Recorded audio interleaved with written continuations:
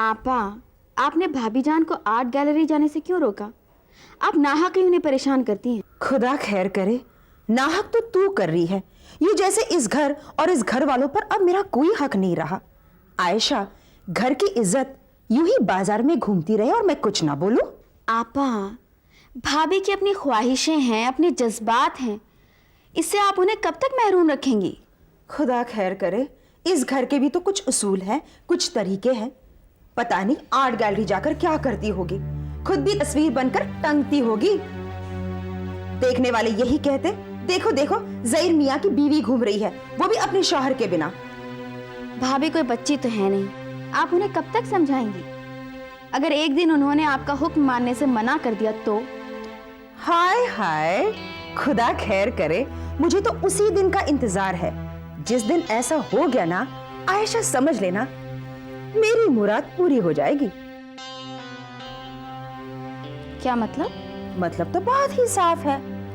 मैं बहाने की तलाश में हूं, मौका मिलते ही उससे धक्के मार के इस घर से बाहर निकाल दूंगी।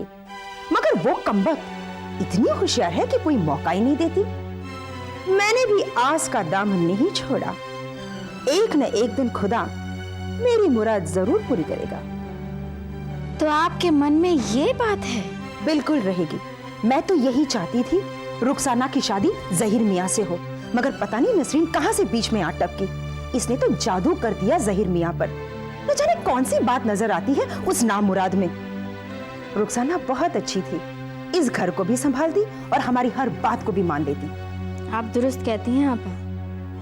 भाभी जान भाई जान को अपने इशारों पर नचाना चाहती हैं और हम सबको धक्के देकर इस घर से बाहर निकाल देना चाहती हैं। खूब समझती हूँ उसके नापाक इरादों को, मगर अब इस घर में वही होगा जो मैं चाहूंगी।